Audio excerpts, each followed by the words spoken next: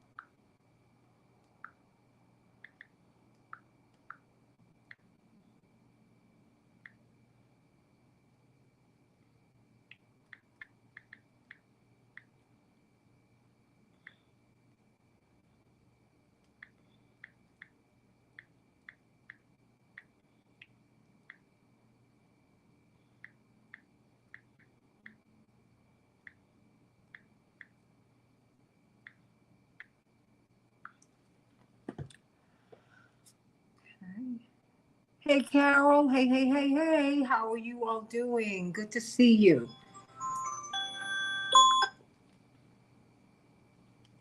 Hey. Okay. Okay, now I sent you Attorney Bailey's number. Okay. Okay. I'm going to put you through and I'm going to call Pastor Brooks. Okay, fantastic. Your favorite. However, this is not the first time something like this has happened, as union busting can be traced back to the early 19th century. Union busting is when an employer tries to delay, disband, or prevent a union from forming. Despite it being illegal, it has sadly become common in the workplace.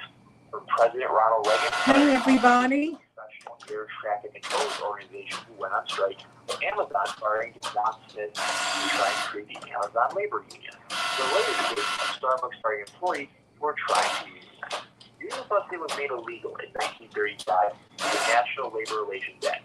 Yet somehow, the practices of union busting are still happening today. This has been a WCPC Moment of Labor. We are working for your rights. My number story starts with here in the left report. My number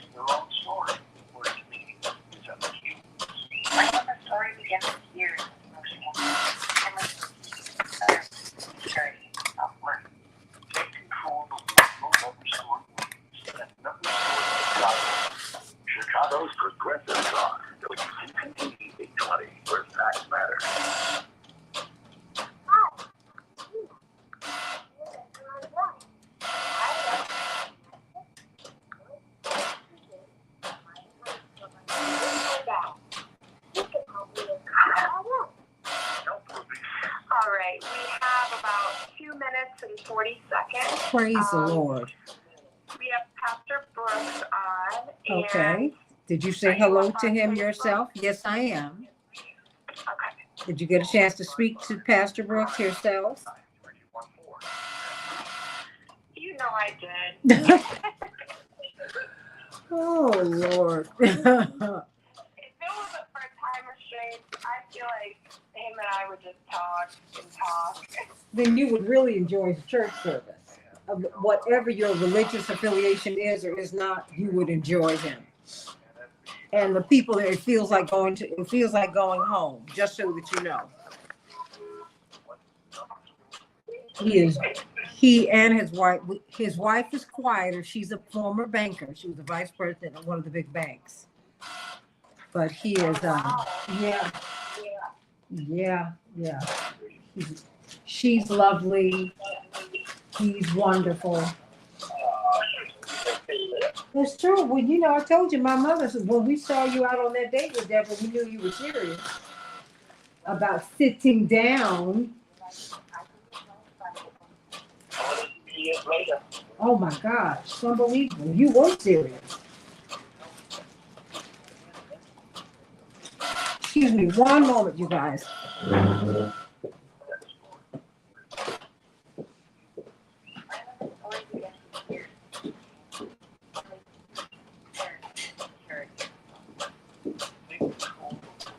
Darius. Pastor Brooks, can you say a few words for me, please?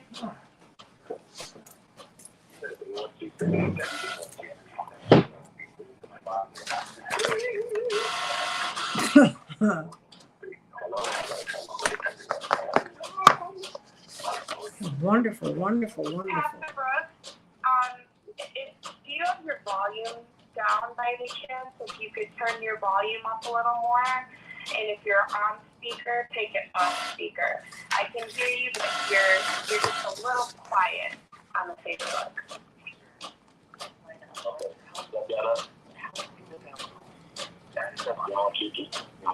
Keep talking for me, please.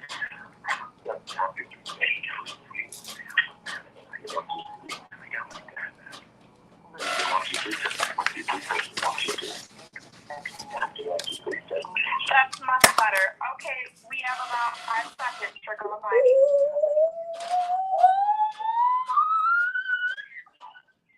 Just in the nick of time, we made it. Okay.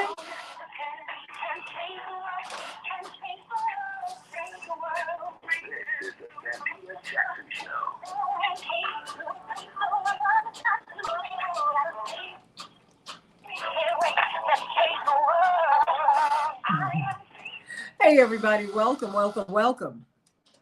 to the Santita Jackson Show. Getting just a little bit of an echo, but we're going to work that out. Me and the board operator are working it out today. Just love my board operator. You are a gem. Love it, everybody. Hey, Thursday, February 2nd, 2023. What is going on? Did you see the Tyre Nichols funeral? Yes, well, now that he has been laid to rest, the problems are still with us. The challenges are still with us. And we've got a lot going on. And so there's a lot that we're going to be talking about today. Of course, we'll be talking about wages with Dr. Max Wolf in the next hour because there are so many jobs available, but people are not taking them. I'm going to be talking with the owner of Pearls, the famous Pearls restaurant here in Chicago, next week. About that. He said, look, business is going great for me, but I can't get any servers in here. And I don't know if we know just how much money servers make. So we got a lot to talk about today. But that'll be next week. But right now, we're going to be talking about, obviously, Memphis and the service for Tyre Nichols. Of course, the vice president was there. It was good to see her there. Reverend Al Sharpton gave a brilliant sermon eulogizing the life and legacy of Tyre Nichols, tying him to so many people, sadly, who have come before him, killed by the police at traffic stops and for other things for which you should not be executed. But we've got to talk about the George Floyd Justice and Policing Act and these law and order candidates. We are in the midst of a political campaign here. We've got the mayoral race that is on February 28th. Everybody can vote early, like right now, right away. So go on and do that. And you've got two of the most prominent candidates who have been pushing for law and order, who have been embraced by the FOP, the police union here. What about that? How do you run as a law and order candidate in this particular context with this backdrop? I want you to call me at 773-763-9278. I am Santita Jackson, coming to you from WCPT 820, the nation's largest progressive talk radio station, and AM 950 radio, the voice of progressive Minnesota. It's a joy to be with you all today. Today is the day that the Lord has made. Let us rejoice and be glad in it. I want you to meet my morning stars, Barbara Bacon, out there in Oak Park, and Mark Stevens in DC, and Carol Soskin out there in Beverly Hills, and Miss Robinson Cuckoo Cuckoo, Reborn Love, sending you much love. Jewel up there in New York, sending you so much love today. D-Ray, Shirley from beautiful Philadelphia. Wow, you all are all over the place. Eric there in Los Angeles. Joyce, Robert, I'm sending you much love, much love today. Eric, how you doing? Ty? And meet us on the Santita Jackson Show YouTube channel as well, and Santita Jackson and Friends on Facebook. And please, everybody, join me on Twitter at Santita J, at Santita J. So let's get right to it. We've got a few of these headlines that we're going to get to, but in the meantime, I want you to call me at 773-763-9278, 773-763-WCPT. And let's talk. Miss Wanda down there in North Carolina, sending you much love. Please give our beloved Mr. Corey all of my love and our love today. Call me at 773-763-9278, 773-763-9278. Should you be running as a law and order candidate? How do you do that after watching these videos? And now we find that there are up to 20 hours of footage relating to Tyre Nichols' beating that have not been released. 20 hours? Ooh, I wonder what's on that, what's in that footage, what's on it, what we're going to see. Well, we may or may not see it, I don't know.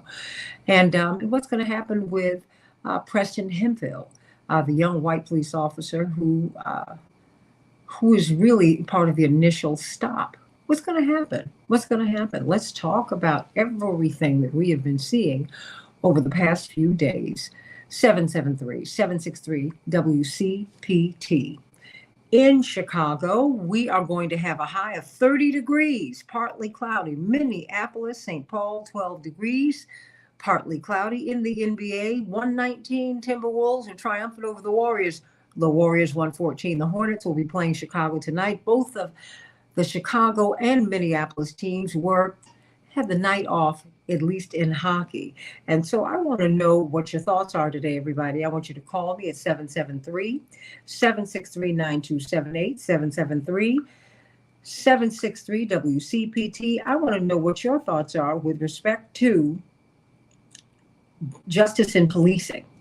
What do you think about that? Will we now gain some traction on that? Or will, now that Tyre has been buried, will we just continue to go on? Will there just be a settlement and we just keep on going? Because we do that. And I'm just wondering where are we going to go with this? Call me at 773-763-9278. Happy Groundhog Day, everybody. Happy Groundhog Day. Get it? Okay. And of course, it is Black History Month, which is something that Florida Governor Ron DeSantis is trying to cancel, at least as it relates to AP classes, these advanced placement classes that you take in high school for college credit. One less set of monies that you have to set aside if you do well, get a 3, 4, or 5, at least back in my day, on the AP exam. That's a college credit. Well, what's going to happen, everybody? What's going to happen? Treacherous wintry conditions due to freezing rain, sleet, and ice are wreaking havoc across the South. Texas has been bearing the brunt of a dangerous ice storm. And of course, we're looking at power outages from coast to coast. House Speaker Kevin McCarthy is signaling optimism that both he and President Joe Biden can reach a consensus on the nation's debt limit long before, as he put it, the U.S. reaches default. Quote, he said, "I think that at the end of the day, we can find common ground. Close quote. That is good news. Amid high tensions in Israel and the Palestinian territories, Israeli Prime Minister Benjamin Netanyahu told CNN this week that any measurable progress toward a long-term peace agreement is unlikely anytime soon. He made it clear that while he's, quote, open to negotiations, close quote, with the Palestinians and is willing to cooperate with them on security matters, not much else will move. I heard Jake Tapper ask, will they be able to vote? And he kind of went past that. Can you really be free if you don't have the vote? Please, everybody, get registered to vote and vote in this mayoral election here in Chicago. You can vote early. That has already started. It started last Thursday.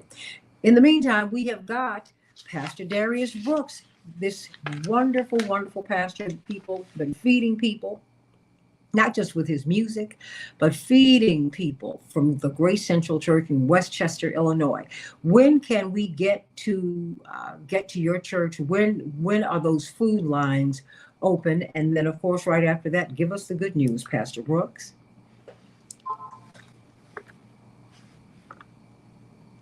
Oh, Pastor Brooks, are you there?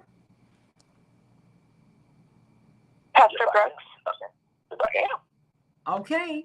Yes, no, couldn't hear you then, but very quickly, when can we get in the line to get food at your church? And then, of course, give us the good news. Okay, good morning, Santita. Every Tuesday from 5 till 7 is open to the public, and on Wednesdays from noon to 2. It's for the seniors. We don't like them out at night. It's Grace Central Church, gracecentral.net, 10216 South Kitchener Street, Westchester, Illinois. Just Google my name. If you forget, say Darius Brooks, and all that information is on there as well. Every Tuesday from 5 till 7, and every Wednesday from noon to 2 for the seniors. Santita, I'm excited about reading and studying and rightly dividing God's truth for our lives. I shared with a friend of mine yesterday that if God is going to be our source, if we are believers, this is what we do. This is what we do. And everything we need is a word of God, from love stories to murders. Even in a crazy world, God sends a message out of a mess age. But you got to want it. You got to desire it. Isaiah 26, 1 and 4. In that day, this song will be sung in the land of Judah. We have a strong city. Please track with me. God will appoint salvation for the walls and bulwarks. That means a support system, people of God. Open the gates that the righteous nation or the mature people, in my word, which keeps the truth, may enter in. This is a certain group of kind of people. You will keep him in perfect peace, whose mind is stayed on thee. Watch this. Because we trusted you. Watch this. And then it says, for trust in the Lord forever. And I said to you at Grace Central, I showed them the you see God, the Lord Jesus. He's talking about his word and how you really get into it, to study it, to rightly divide it, so you can understand his language. Like love means respect, more means manage. So there's a language that God has that you got to get into his word to understand it, because his ways are not our ways, his thoughts are not our thoughts. So you got to live all you can, but please leave the mysteriousness of God, his word, in your desires. It'll be the best of the best, because we operate in the natural. You do and I do. But wonderfully, God's divine plan is a spiritual perspective. And if he's my authority, Santita, but he's your authority, and he becomes our authority, this becomes clear as we walk as individually together, that our authority becomes one mind, one word, one direction, and communicating his word to and with each other first. The topic that I had to use is, my resolution will always be his solution. My resolution will always be solution. I was told last Sunday, everything you need is in the word of God. From love stories to murders, and to teach how to love your wife, and to teach you where you're not doing so well. It'll teach you where you're making wrong decisions. That's why you're doing that. It'll teach you that you're making right decisions. Stay there. As a believer, this is how we decide our lives. The life he has created in us, for us, through him. I was driving the other day, and God gave me the revelation about being in the world and the earth. The word of God says the earth is the Lord's. Be in the world but not of the world. Those are two places. That's why the word says be in the world but not of the world. The earth God created, however, in the earth is how we want to create. Watch this, Santita, a godly world within the earth, which means in the earth, those who operate in the word of God and the spirit of God, watch this, wonderfully and uniquely create a different kind of world within this world.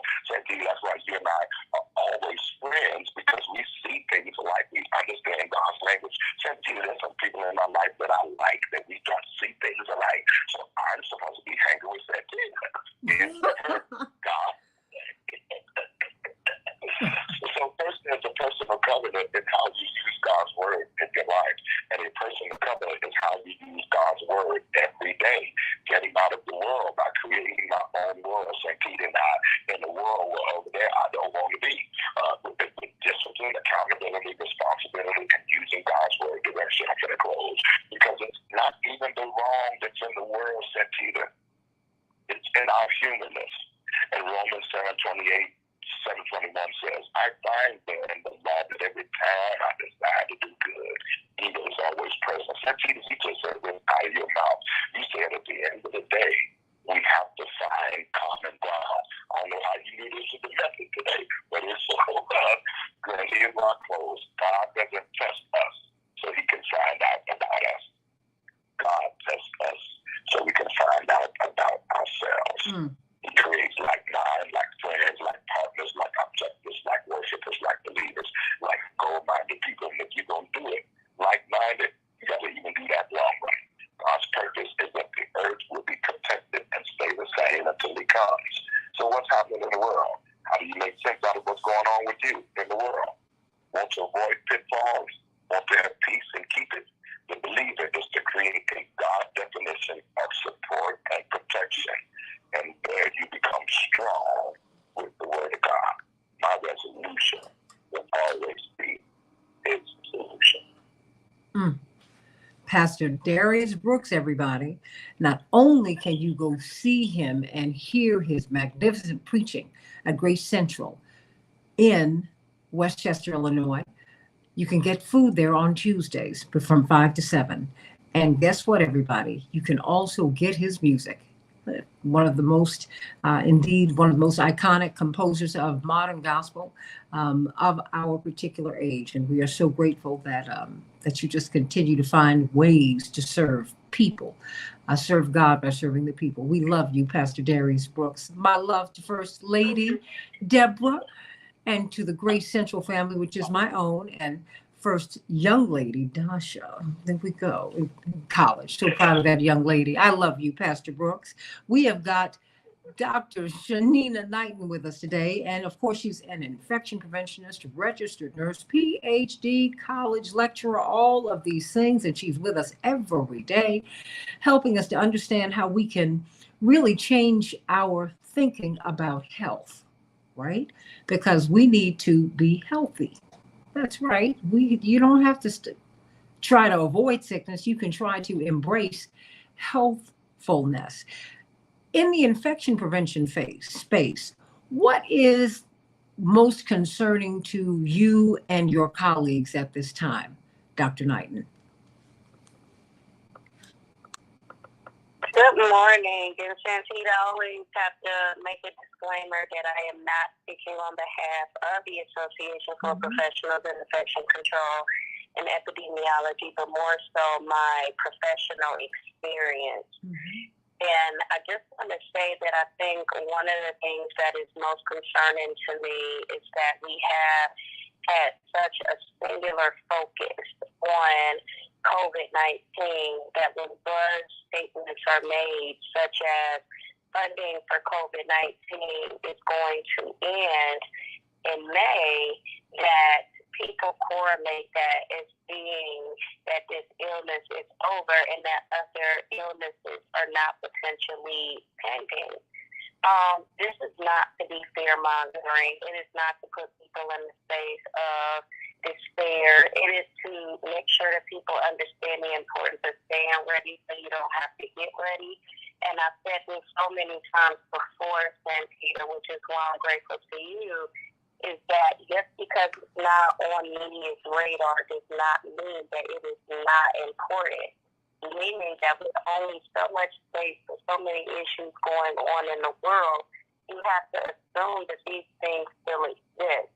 The problem with COVID-19, just like it is with RSV, just like it is with flu, and any other illness that has ensued, is that we are fighting something that we physically cannot see. If we saw the COVID germs walking up and down the street, it would be different because that would be an imminent threat in front of our faces.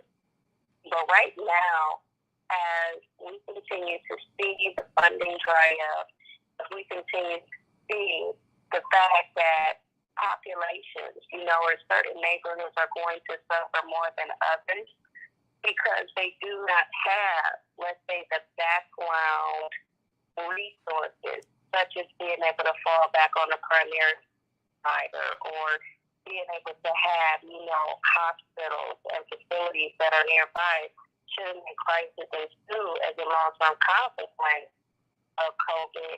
It does concern me, and that is the moment concern right now as we continue to watch COVID mutate and we continue to watch these other germs come up on the radar, which is more of a reason of why I continue to tell people, please make sure that you are washing your hands thoroughly.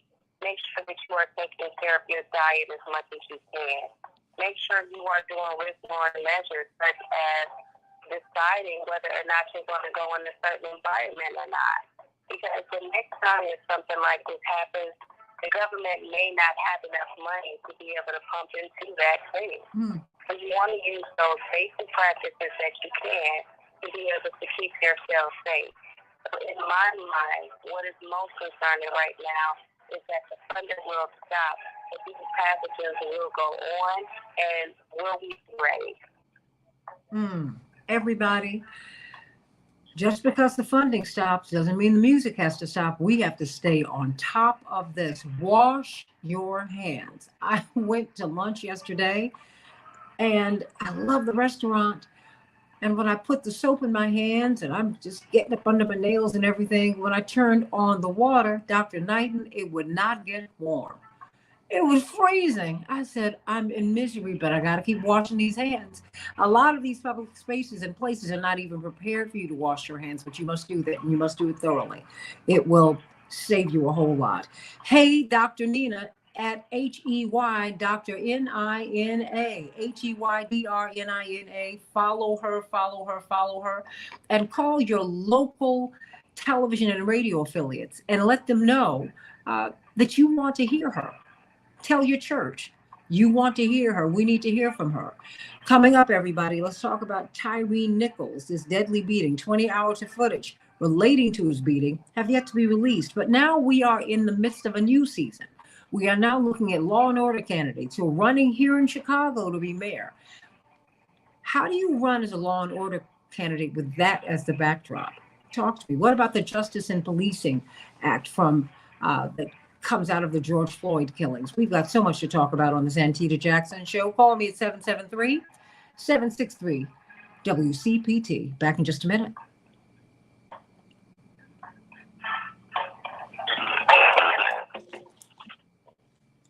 Dr. Knighton, thank you so much. You know what? I will start putting that disclaimer on before you come on, okay? Oh, Dr. Knighton? Absolutely, and I think on here, like, one of the things, Santita, and this is something that I just continue to consciously do, is because I do greatly understand that when it comes to this space or any other space, right, it's the recognition that sometimes we're going to agree to disagree, and when you recognize that it may not necessarily be all the time that your opinions will match others. And so it's a very brittle spot that when you have so much power in regards to being a part of an organization and let's say meeting something, it's just recognizing, that responsibility, that social responsibility that you have to take for your own thoughts as well as expressions. But it doesn't mean that it's not something that should not be said. It means that I'm being clear that these are my thoughts, these are my opinions, and this is how I feel based off of my professional experience. And so I always have to make that disclaimer because sometimes I am speaking on behalf of the organization or not. And in this particular instance, it may not be on their radar as being a high concern, but it is one of mine right now because I understand, as being a woman of color, as being someone that Hold on 1 second. We couldn't hear you for a hot second. Okay, continue. But I'm saying, like, it's something that's going to be of concern because you and I both know that it ebbs and flows when we get information about how stuff affects essential workers, and 9 times out of 10, those are communities of color. We're going to see, we see the numbers, right? We see the numbers, but yet there isn't a solution. And I continue to remind people that, yes, health equity dollars and put money towards the problem is fun, but where's the evaluation at for the people that are taking the dollars? Mm-hmm. So it's a very important, near and dear issue to me right now, that accountability is there. I hear you. Well, I mean, because now things have changed. Things have changed. The urgency is no longer there. The urgency about our health is kind of disappearing into the ether. And we still have health issues. We still have a broken healthcare system that does not take care of people. And we still we have under 1 million hospital beds for 330 plus million people. We need more hospitals. We need more hospital beds. We need more doctors. We need more registered nurses, LPNs. We need more people who can assist all of these persons in the hospital. We need more people working in the hospital, cooking the right food, finding dietitians who can help us to make foods that are not only nutritious, but delicious. We need more people, not fewer.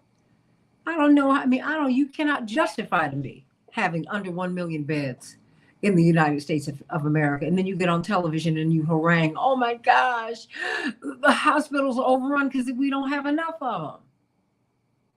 I didn't say of them. We don't have enough. We don't have enough doctors. Instead of trying to use affirmative action to keep people out of school, trying to kill it, you need to be trying to figure out how you can find young kids who might have the aptitude or at least the attitude that would get them to climb the altitude so they could become doctors and nurses. How about that? Find a way to help people to actualize themselves. Oh. Okay. Okay, Eric said, I'm not giving up my white woman. Am I still a brother? Of course. Nobody's asking you to give up someone you love. Come on, Eric. That's crazy. We're going live. Okay. All the things I bump into.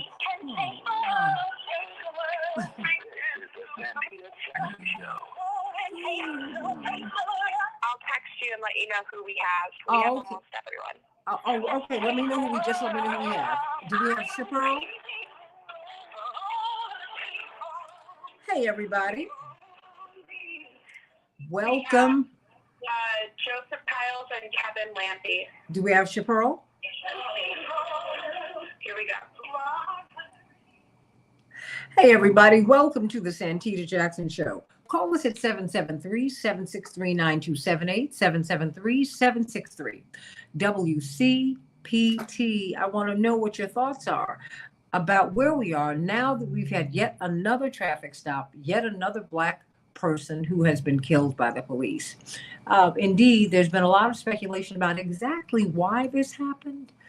It did seem to be awfully personal.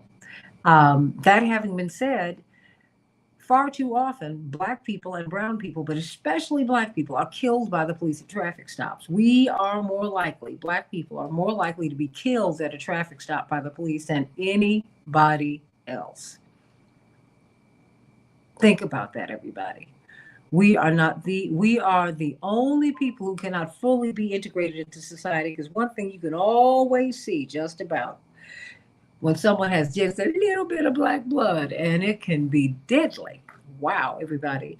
But eventually it will happen to everybody, because numerically more white people are injured by the police, are killed by the police, are hurt by the police. Statistically, in terms of percentages of our population, more Black and brown people are. But the thing is, police brutality and abuse, whoever it happens to, is just wrong. I'm Santita Jackson. Call us at 773-763-9278. Where are you calling? WCPT 820, the nation's largest progressive talk radio station, and AM 950 radio, the voice of progressive Minnesota. I want you to talk to me today about what we're looking at. We've got several things that we're looking at. We're, of course, looking at the funeral of Tyree Nichols, the Vice President of the United States, thought this was such a great moment that she was there calling upon legislative remedies. We'll be talking with Joseph Kiles about that, Executive Director of Rainbow Push in Memphis, Tennessee. And we will also be talking about, with Kevin Lampy, political consultant, Kurt Lampy. And I can't wait to hear what your thoughts are. Justice in Policing Act from George Floyd, and Kevin and Joseph. We are coming up on a mayoral race here in Chicago, and Joseph Kiles has ties to Chicago. We have got two of the most prominent, oh yeah, you do. We've got two of the most prominent mayoral candidates who are running on law and order. How do you do that with this as the backdrop? So let's start with you, Joseph. Help us be there. What happened yesterday? The vice president came in to this funeral. It was very inspiring, heartbreaking. But we have marching orders. There are things that we've got to do walking away. But first, the funeral.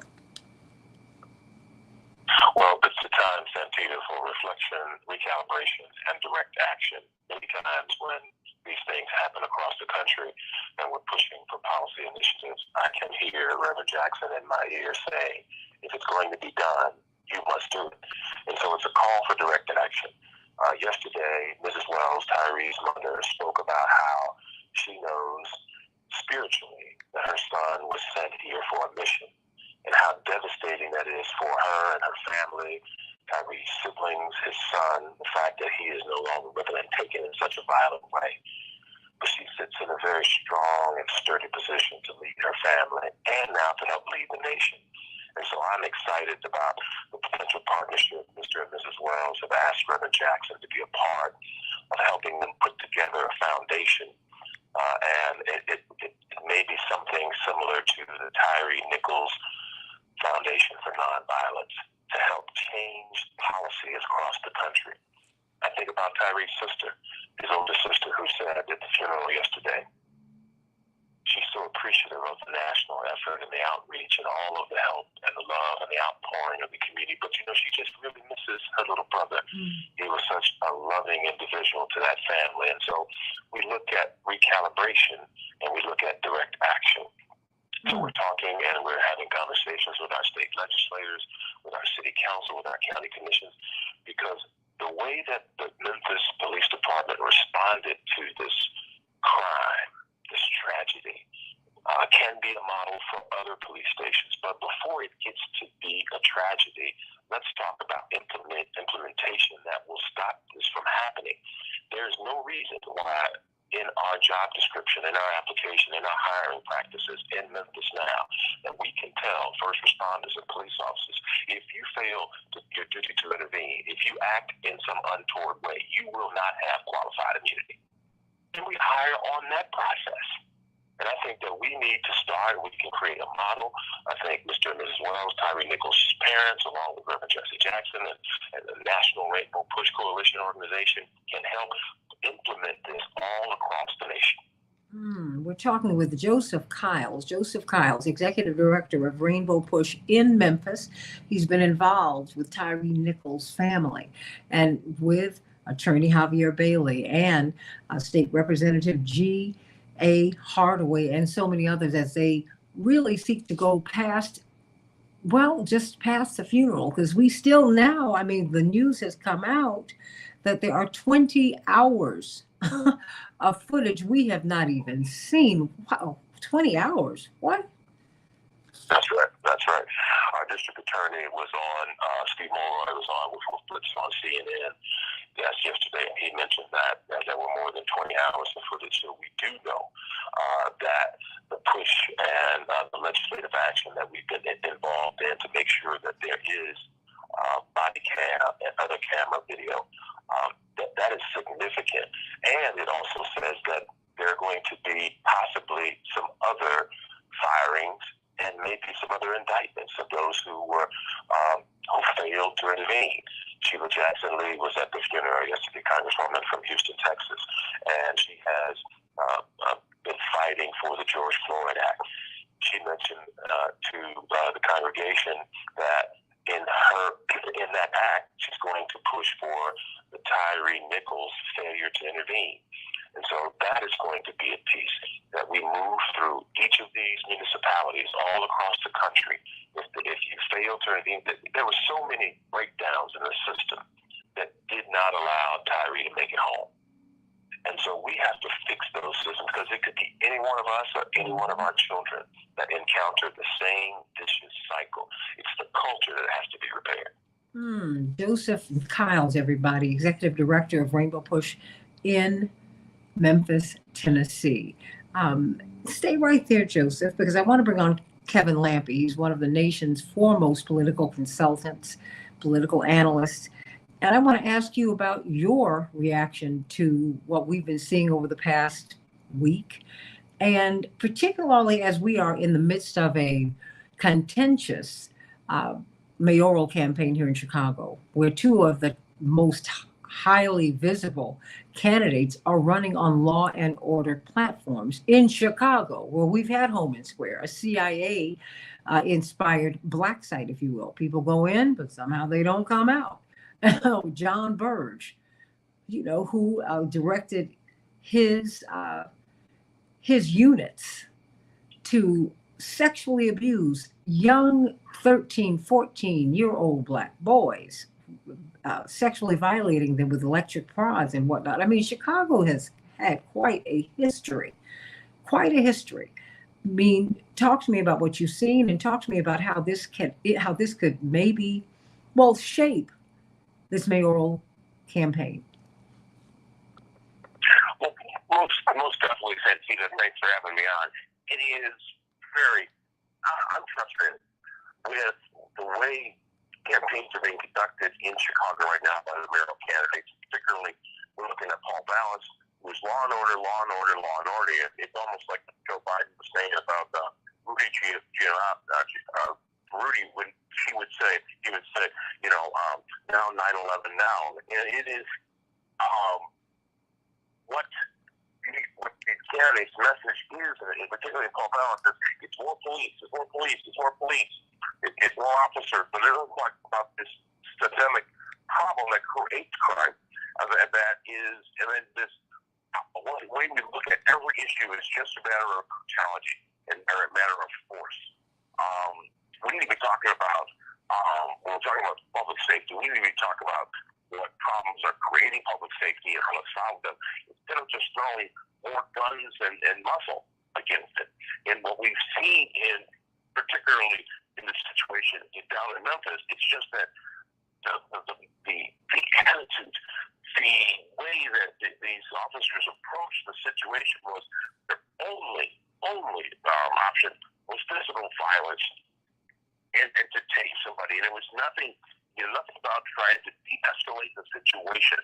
They came in to fully escalate it, fully into it. The adrenaline was flowing, and all they wanted to do was to beat this poor man. And we've got a problem. We got a problem that we're not addressing. And if we continue to just tackle public safety and violence and crime, it's just a fact that we become the perpetrators of the violence and crime. That's just sad for our whole society. Well, I mean, but there is this tension, and I think that even though we're on a progressive station in a progressive space, Kevin, there is a tension because there is a reason that Paul Vallas has a chunk of the vote.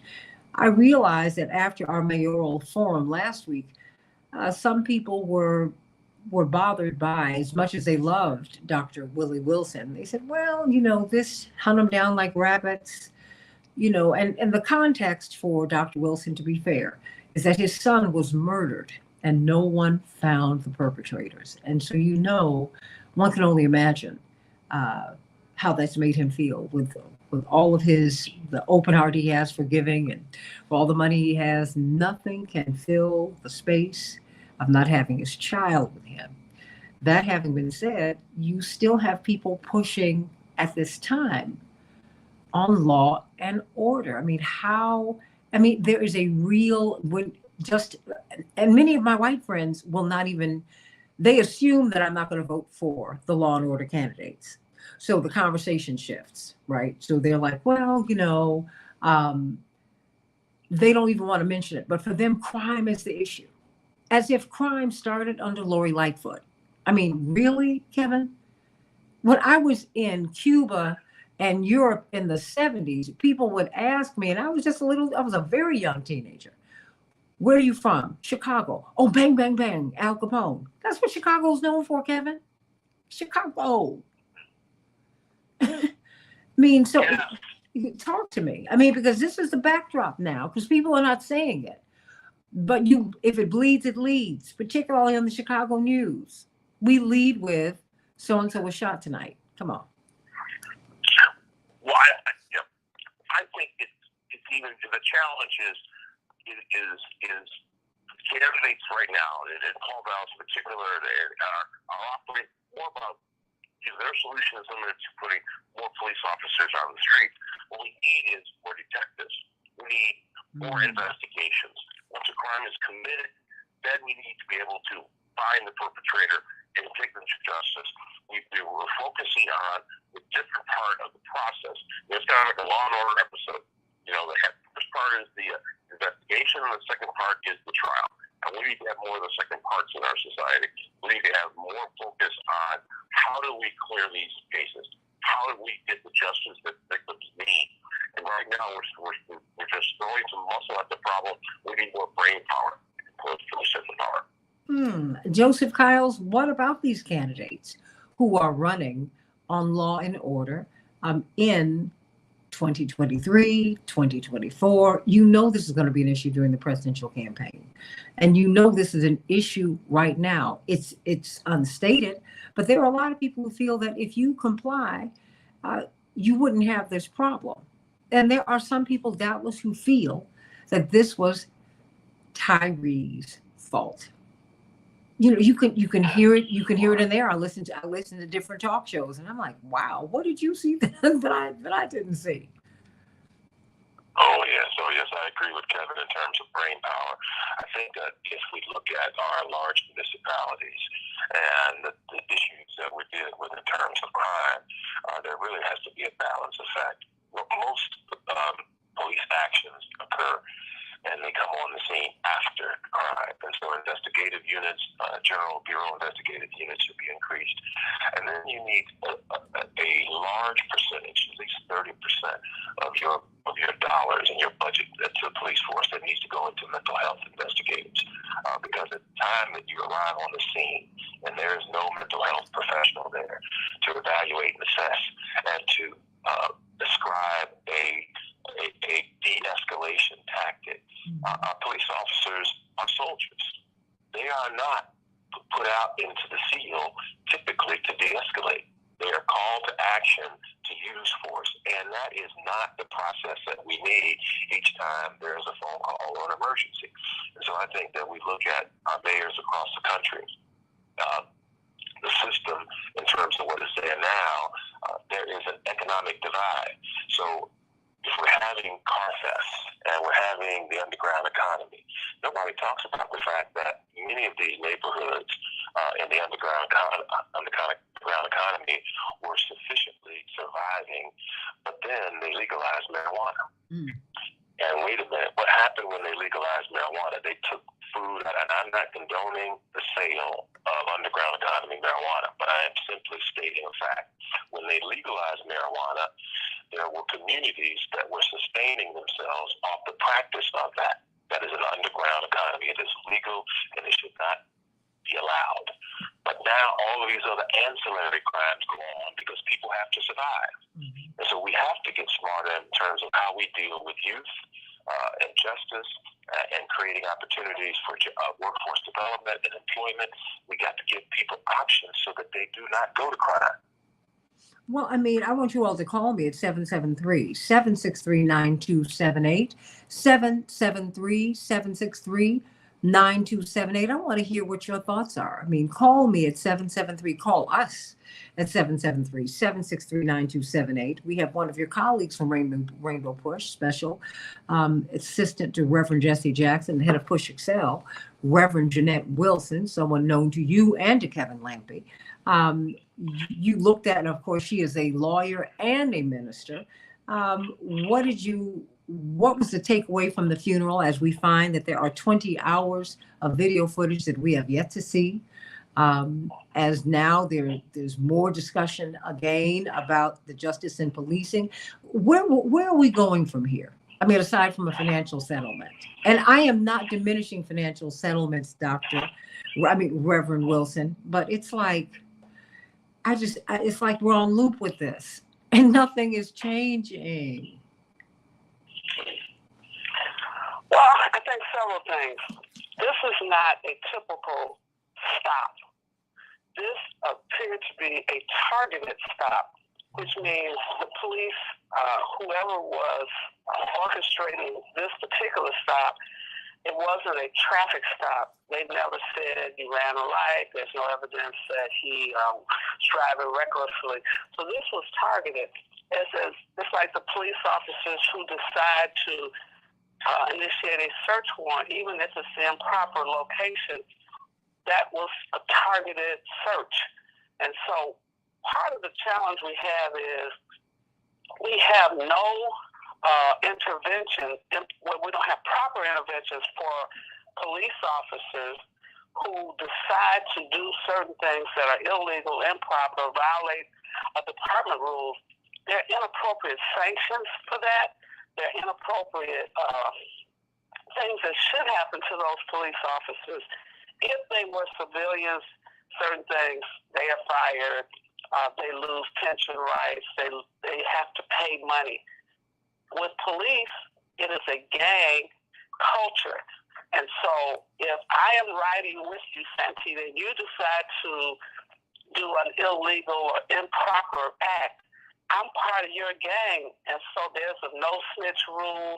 If you saw all of those cops, 3 are initiating violent actions, others are standing by, no one said, hey, don't do that, let's stop, this is not right. Because I'm part of the gang. And as part of the gang, I go with whatever it is the gang is doing at that moment. Even if I, in my innermost thoughts, disagree. I know it's wrong, but I'm not going to say anything. If you remember the Raquan McDonald murder, it was a collaborative murder. The then state's attorney was in concert with the police. So she did not initiate any charges against Van Dyke. The supervising police officers, they were part of the cover-up, the suppression of the tape, the holding of the tape for 13 months. And so when you look at Memphis, what made it different is you had a police chief say, oh no, this is absolutely wrong, and immediately started to fire sanctioned officers. That's been unprecedented in these police cases around the country. You and I know the training of police officers is very different. They're not trained to de-escalate situations, and they should be. They are not the military. They're not the National Guard. They're not the armed forces, but they behave as if we are a special unit of the military. And when we arrive, we do whatever we have to do to take control of the site. And I think the brain power that you all are talking about requires us to understand state legislators, because crime and criminal justice is defined at the state level. It's a state's right. We have to begin to force these state legislators that we elect, the representatives every 4 years, the state senators every 6 years. We have to decide, what is that criminal justice reform? How do police officers have qualified immunity? How do they get immune from civil prosecution? How do they get to keep their pensions? How do they get to not be uncomfortable when they have committed crimes and even found guilty of it? How do they get to be placed as secure cells when they've committed murder, as Jason Van Dyke? Well, we don't want him to be in the general population. Why not?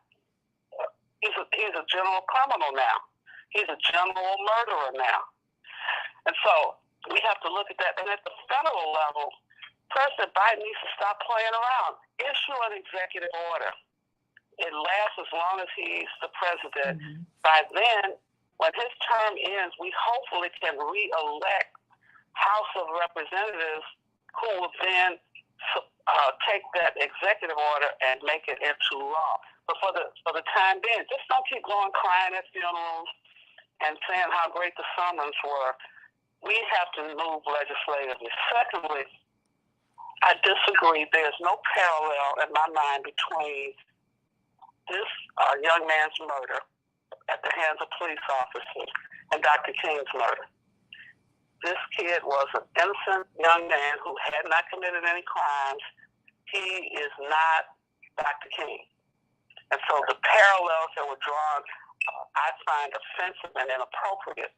I do, however, think his life, like Emmett Till's, gives life to the idea of us dealing with police misconduct and how, as a nation, we must address it. But there's no direct link between this young man's life and that of Dr. King. It may be more closely aligned with Emmett Till. And the biblical story that I perhaps would have used would not have been Joseph, the dreamer. I don't know Tyrese's dreams. We don't know anything about Tyrese other than he did nothing to die on the streets of Memphis. Amen to that. Well, Joseph, I want you to speak to that when we get on the other side of the break. I also want you to speak to, starting with you, Joseph, and then you, Reverend Wilson, and then you, Kevin Lampe. And we've got to stay on these elections, everybody, at the local, county, state, and federal levels. The president should have an executive order. It will last as long as his presidency, but why not on justice and policing? More people were killed by police last year than ever before. Since they have been measuring, accumulating that data, 2022 was unfortunately the high watermark for that. More people were killed. So something is disconnected here. But Joseph, I want you, Joseph Kiles, Executive Director of Rainbow Push in Memphis, Tennessee. I saw a question from an article last night that struck me. Are FOPs, that is police unions, are they blocking progress? Are they keeping us from ending qualified immunity?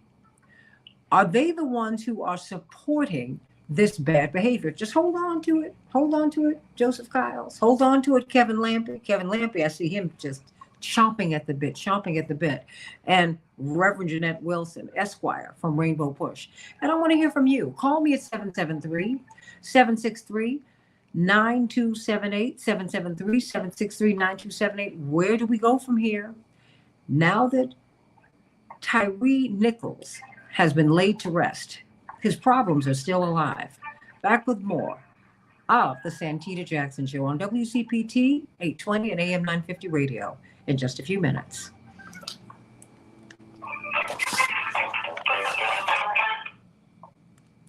Okay, Mama D. Okay, I'm going to come to Mama D. Okay. Whew.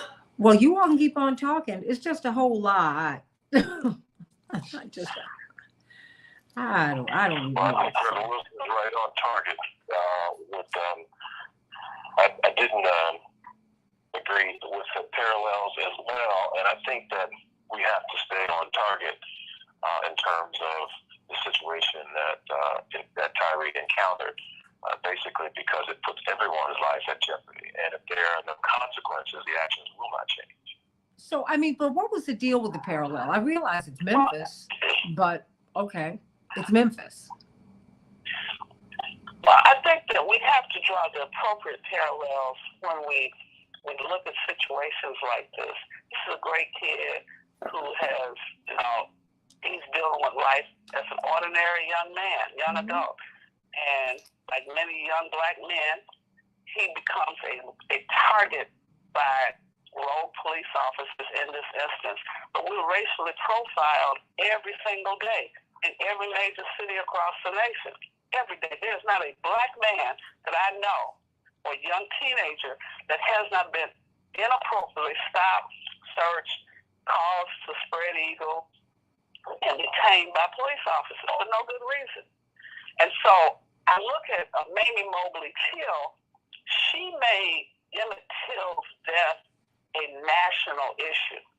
She raised and forced them to force the undertakers to show the mutilated body of her son. She said, this is wrong. And that was at a time when black people didn't speak out in Muddy, Mississippi, about anything white people did. And it was based on a lie by a white woman. Can I interrupt you right here? Well, can I interrupt you right here? Wait a minute. They were not going to give her son's body back. Remember? The state of Mississippi, they were going to keep the body. And they made her promise, don't show his body when you get back to Chicago. If you agree to not show his body, then we're going to let you have your son. And she said, oh, okay, all right. And then when she got to the train station, she said, open it up. That's when you see her wailing at when she got back to Chicago. I mean, and then when you think of the University of North Carolina at Chapel Hill holding Carolyn Bryant's confession, I mean, are you serious? I mean, Joseph, I mean, Kevin Lampy, you see all of this state and institutional power upholding all of this deadly behavior. They've given safe harbor for people to do bad things. And we constantly need to be putting it out there. That's why technology has started to change things. When you can have the videotape, when you see what's going on, yes, we got to see what happened in Memphis, but how many at that time were similar things happening all across the country that we've never seen the videotape about? And all the stories we will never hear because there's no one there to videotape it and to chronicle it and to be able to show what is going on. We need more sunshine. We need more access. And we need also accountability. And I still can't understand why at this time in history the police officers continue to do these things when they know the videotape is going to be there. They have a sense of impunity and they don't care about it. Yeah. And the other thing is to show you how much of a gang mentality that entering the police force causes most people to have. None of the officers who stood on the sideline felt compelled to say, hey, man, stop. That's wrong, you guys. We can't do this. They just stood there thinking, we have to be quiet. Even if they disagreed, outraged, they restrained themselves. Well, guess what? On the other side of that is what will happen to me. Not just me, what might happen to my wife, my girlfriend, my partner, my kids. Because they behave like a gang. Not like a gang, they are. Because say if the worst case, one of the most awful scenarios, if this was personal. Police officers who were members of my church told me, they said the biggest problem they had was not just pursuing a suspect, it was friendly fire from people. These are black police officers. There's the fear of their peers. So that's something we don't even think about. So that's right. That not only gets them, that it gets the people they love. Because these people, they threaten. I mean, I was watching one television show, OG, with oh goodness, he's a wonderful comedian. He was in a really bad car accident, but he used to be on Saturday Night Live. I'm forgetting. That's right, Tracy Morgan. He has a wonderful show, wonderful show. I'm waiting for the new episodes, and he is really interested in a woman who was married to a police officer who was he's villainous, to put it very charitably. And this man, and of course, Tracy Morgan's character's come out of prison. He's trying to really correct his life and all of that. Just a really good guy. He was dealing drugs. That was it. That having been said, he beat him half to death, almost killed him. Right? And before that happened, he said, you know what? I'm the king of the streets. And it hit me. I was like, wait a minute. They are the kings and the queens of the streets. We have 30 seconds. Joseph, you know it's the truth. Kevin, they run these streets. You got to deal with it. We have to talk about it. They run these streets. They do. Yeah. There's repercussions. Oh. consequences, and that's why removing qualified immunity will straighten out, and it will get rid of those bad actors. They will no longer want to be policed because they know that they'll be held accountable. Well, hold that thought.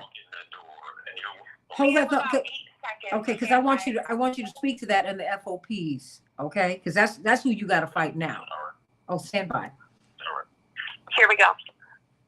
The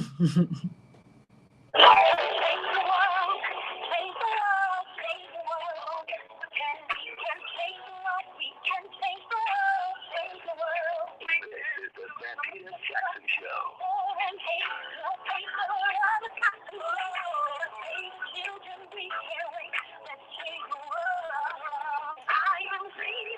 Hey, everybody. Welcome to the Santita Jackson Show. It is Thursday, February 2nd. Can you believe we're the second month into 2023? And we are really not even a year away from the presidential campaign of 2024. Time just keeps on slipping into the future.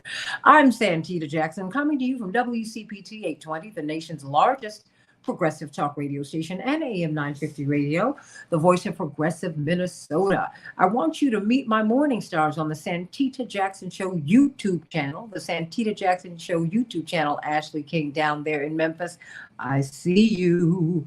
And of course, the Santita Jackson and Friends Facebook page. Everybody, please become my friend there. The Santita Jackson page is just a landing page. I can't take any more friends. In fact, they kick out thousands of people every year. It's unbelievable. But they have a 5,000 person limit. I had to open up a new page, and I can interact with you there. So call me. Call me right now at 773-763-9278. Let's talk about where we are now after having watched some of these Tyre Nichols tapes. There are 20 hours of tapes that are outstanding. Can you believe it? There's more. I don't even know how that works. But perhaps Joseph Kyles, executive director of Rainbow Push, will be able to tell us about it. Kevin Lampe, we have our own issues here in Chicago, one of the top political consultants in America, and of course, Reverend Jeanette Wilson, director of Push Excel, attorney and pastor. And we're going to have your friend, Javier Bailey, on with us, Attorney Jay Bailey, in just a few minutes. So let me get to some of these headlines, because I want you to speak to me, Joseph, about the FOP, the police unions. You got to deal with them now, because it seems like they are standing between us and progress. In Chicago, we're going to have a high of 30 degrees, partly cloudy. Minneapolis, 12 degrees will be the high. Partly cloudy. In the NBA, the Timberwolves were triumphant last night, 119 to 114 over the Warriors. And tonight, what's going to happen with the Hornets in Chicago? We hope there will be a win. Everybody call me or text me at 773-763-9278, 763 WCPT. I want to know what is on your mind today. We are looking at dangerous weather, treacherous wintry conditions due to freezing rain, sleet, and ice are wreaking havoc all across the United States, particularly the South. Texas has been bearing the brunt of a dangerous ice storm. Nearly 400,000 homes and businesses, according to Power Outage USA, have lost power. Wow. Air travel halted. More than 1,400 flights yesterday canceled alone, everybody. Please, more than 15 million people are expected to be under a wind chill watch or warning in the Northeast beginning as early as today. If you see anyone in these streets who's freezing, direct them to a fire station, a police station, a library, a warming center. Please do. No one should freeze to death or be cold in this moment, everybody. Just think about that. The police will be on alert now. I think they're going to do right, but that's when you're supposed to go get warm. The House Speaker, Kevin McCarthy, is signaling optimism that both he and President Biden can reach a consensus on the nation's debt limit. That is good news. Amid high tensions in Israel and the Palestinian territories, Israeli Prime Minister Benjamin Netanyahu told CNN this week that any measurable progress toward a long-term peace agreement is unlikely anytime soon. As we get to our panel, I want you to look at your economic freedom. There is a magnificent program that Team Hochberg is sponsoring. It's Perks at Work. It can save you or make you thousands of dollars, everybody. If you're selling your home, if you're purchasing a new home, if you'd like to save thousands of dollars, call Team Hochberg at 855-56-DAVID. 855-56-DAVID or visit them at 56david.com. They are your trusted local lender. Team Hochberg is offering everybody their Perks at Work benefit through the end of April, which can save you thousands of dollars the next time you buy or sell your home. Let me tell you how it works. Team Hochberg, affiliated, they have realtors. And if they sell your home, they will reduce their fee up to 1%. That's a lot of money, everybody. When a Team Hochberg affiliated realtor helps you to purchase a home, you will receive up to 1% of their commission as a closing cost credit. Team Hochberg will credit their loan origination fee, and their affiliated attorney will reduce their fee. That's a lot of money. A couple saved close to $9,000 using this Perks at Work program when they sold their home and purchased a new one. That could be you too. Please call them at 855-56-DAVID, 855-56-DAVID or 56david.com. That's 855-563-2843, 855-563-2843 or 56david.com. That's right, everybody. Your local housing lender, your equal housing lender. They can help you at Team Hochberg.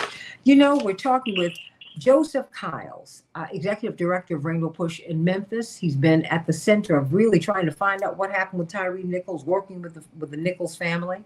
And then we've got Kevin Lampe, one of the top political consultants in the United States, as we're looking at the blowback all across the nation, particularly as we look at this election here in Chicago, just not even a month away, just weeks away. Reverend Jeanette Wilson, Esquire, from Rainbow Push. And we're going to have, Attorney Jay Bailey in just a couple of minutes. But what about the FOP? Because you got to deal with them. Many of us don't want to talk about the fact that they're the ones who really, they've got so much power, Joseph, so much power. I mean, and when you're talking about talk to me. When you're talking about qualified immunity and things like that, and we're talking about real change. We're talking about the legislators.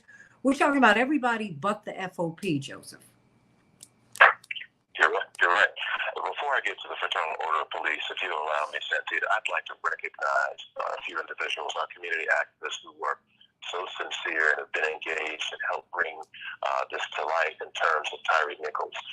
Frank Gotti is one of those community activists, L.J. Abram and Keedron Franklin. Those three young people have been at the center of a lot in terms of the movement and the social justice change here in Memphis.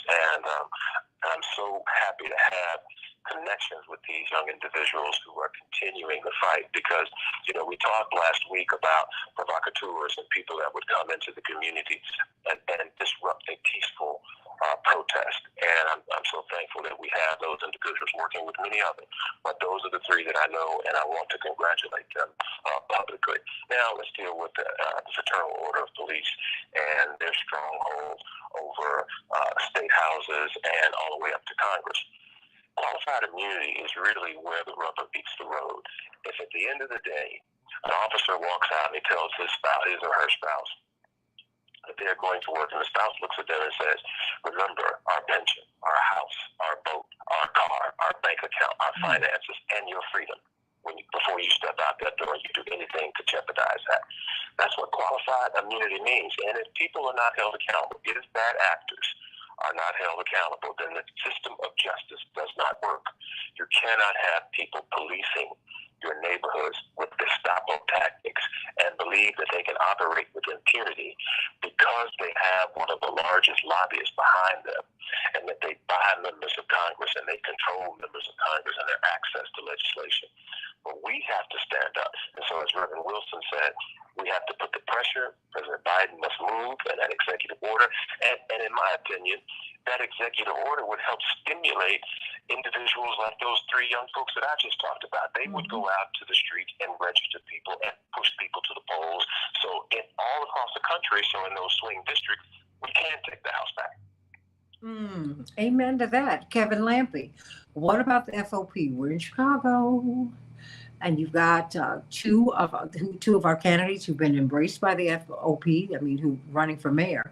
And you even have the president. Let us not exclude him, Reverend Jeanette Wilson. And when we bring on Attorney Bailey, the president has been the best friend of the FOP. just a couple of weeks after Rodney King was beaten half to death, he went on the floor of the U.S. Senate and offered up a police officer's Bill of Rights. Come on. Talk to me. Kevin. Oh, yeah, go on. Well, I was going to say about the FOP, it is a national lobbying entity. Yes, they are a labor union. We must not forget, unions pay lobbyists. And so it is no accident that the FOP contracts are very consistent all across America. They have lobbied for qualified immunity for police officers. They lobby for provisions in the contract that delay the immediate actions against police officers. You almost have to have your rules of a review of police officer misconduct approved by the FOP, because when you look at these contracts with cities like Chicago, New York, LA, all across the country, they have similar provisions because the FOP lobbies on behalf of police officers to the exclusion of what it means to the citizens of any of our cities and towns. And we have not focused on how do we change these contracts with the police union, between the police union and the city. Police officers have more rights than anybody. That's why they behave the way they do. They are protected. The union pays for the legal fees for these officers, these rogue officers who are reassigned to desk duty with pay. Oftentimes, commit murder and you're reassigned with pay. That does not happen to ordinary civilians. To anybody, Reverend Wilson. I mean, you can kill somebody and literally get away with it. Kevin Lampy, come on. I mean, shouldn't this be an issue in our during the mayoral race? All of them, but particularly this one right now. Well, absolutely. There's a challenge. FOP leadership, and let's make a distinction between FOP leadership and the cop on the feet. The FOP leadership has been contentious with every mayor in every city across the country.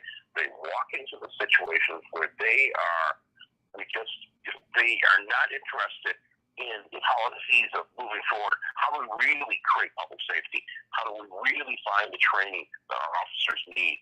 How do we really help them to learn how to de-escalate a situation instead of escalate a situation? Every time I hear FOP in a conversation, it's about escalation. It's not about training, and they need to be held accountable. Their leadership needs to be held accountable, and they need to be doing things that are protecting their officers and helping them do their job better instead of just wanting to walk into every argument, every discussion with the mayor and with the city council. It's an argument, not a dialogue. Let me speak to a comment that I just got from Karen Lene. I hear you. You said, aren't we happy the president has changed? Unlike some progressives in politics, his more recent legislation and actions show he supports us, Black folks, his hires, etc. I don't think that people change as much as they make adjustments politically, and that's fine with me. But you cannot deny President Biden's history. President Biden has never been a progressive. He's always been a right-wing Democrat. If you want to know one reason why you saw Anita Hill buried and Clarence Thomas lifted up, it is he. I mean, we just have to be honest about that. But that does not mean that you don't work with him. It doesn't mean that you don't like him, because I've known him for like 40 years. He's a nice guy. That has nothing to do with my political disagreements with him. It has nothing to do with this fact, that I have got to negotiate so I can get what it is that I need from him, even from my friend. That's the mistake we made with President Obama. We said, oh, we love him. And no, I got you. But in politics, the people, we over-indexed in our vote for President Obama. We voted for him more than anybody. We are the reason he became president. But you know what? We stopped advocating because we said we got to protect him. No, and now we're unprotected. Stop. I hear you, girl, but no, that's not the way politics works. Politics is a pressure game, is it not, Kevin? Politics is democracy is participation not observation. So in order to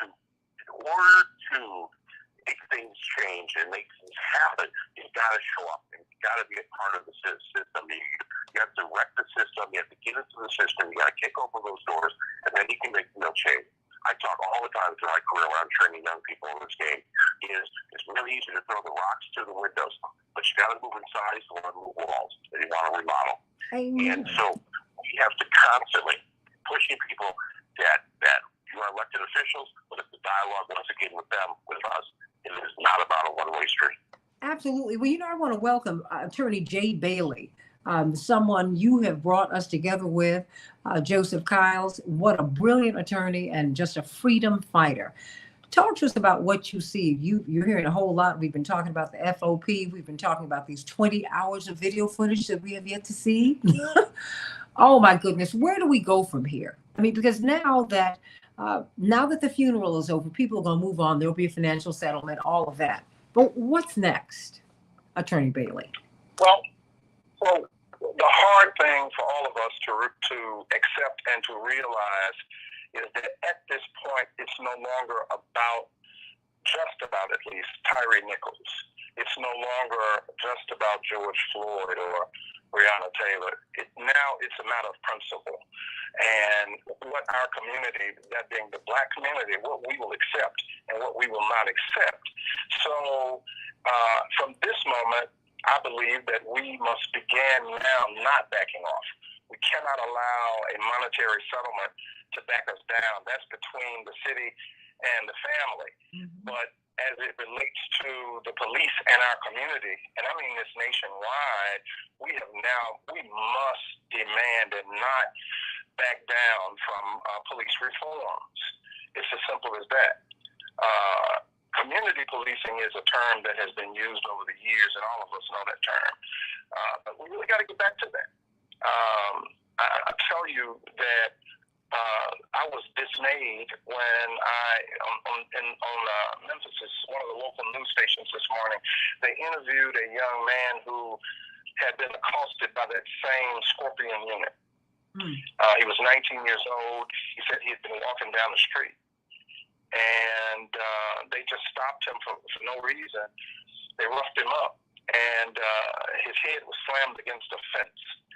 And so it's starting to look like this was a pattern and a practice.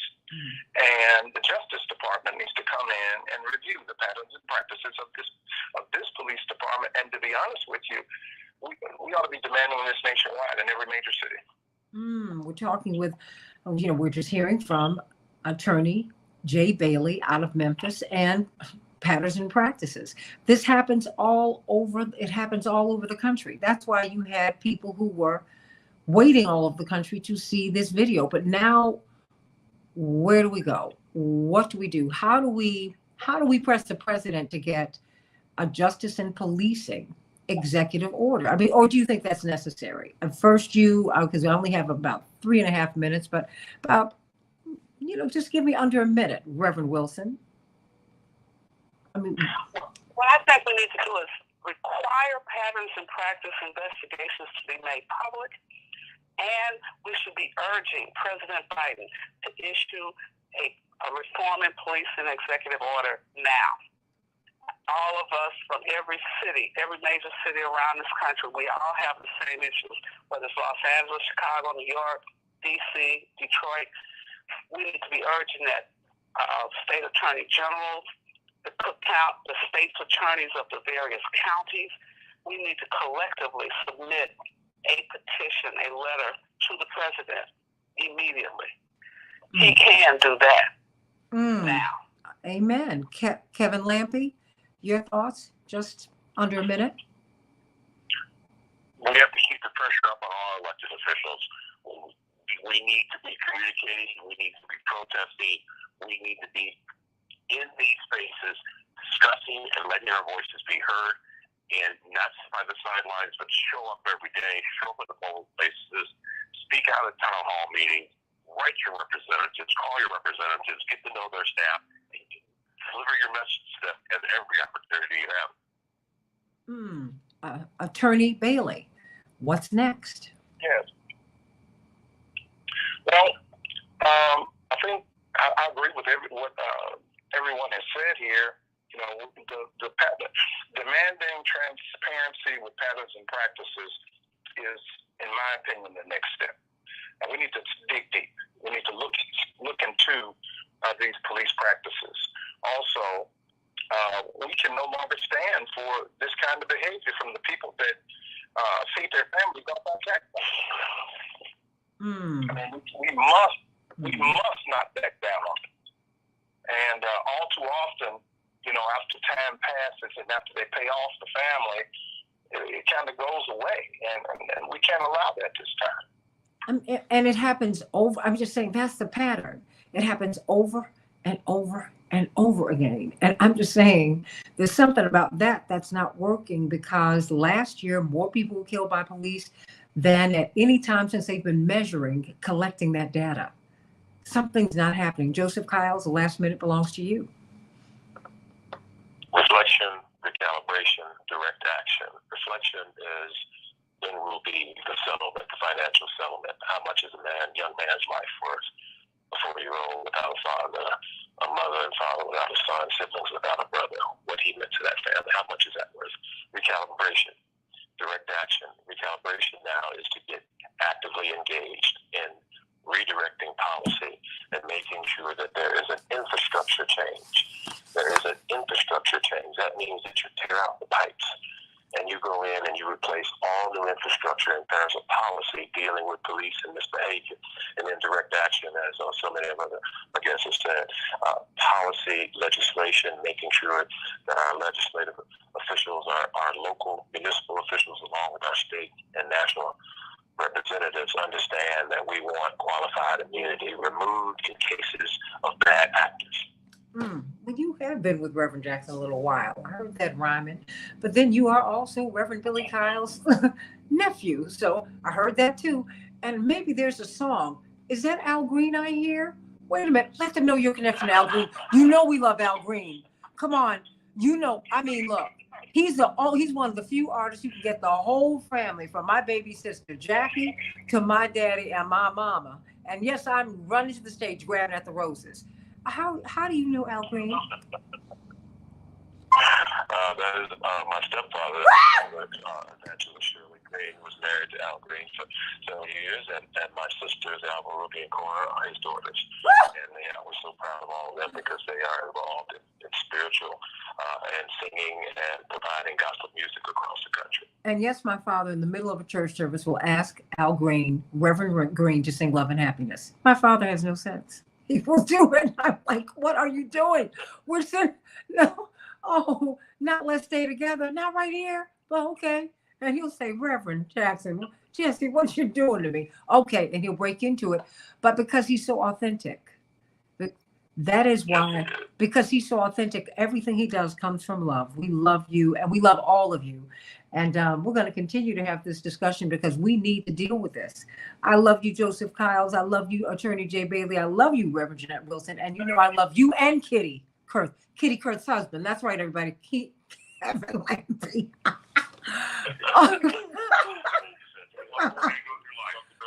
Oh, we love you. Can't wait to have you back. Going to talk about the economy, about these wages on the Santita Jackson Show with Dr. Maxwell. Back in a minute. Oh, I had to leave. I had to take you out like that, Kevin. Sorry. Your Kitty's husband. Oh, that's wonderful. Wonderful. She's sitting right now here. Is she really? She's back? She's back. Yep. And she just sends her love. Okay, tell her I'll have her on. Not that I'm not going to abandon you, Kevin. No, I understand. Appreciate that. No, we're not going to abandon you. Like Kitty Kurth's husband, so it's all right. I tell her I said that. She'll be like, what? Come on, I'm sounding like my dad now. Love you all. Yes. Thank you. Thanks for picking me up. Thank you so much. Thank you so much. Oh. You gotta take care of myself. Yeah, absolutely. Thank you. Thank you, everybody. If you all want to stay and talk about the economy, you can. But Jeanette, did you leave? Attorney Bailey, anybody? Yep. I'm about to talk to Dr. Maxwell about the economy. But I am going to take Mama D's. Okay. I'm going to take Mama D's. I'm going to She's take. still on hold. If Yeah, you want to no, take her when we get back I'm going to take her as soon as we get back. But you know, we'll have who is it? We will have Chappelle on really quickly, right? Okay.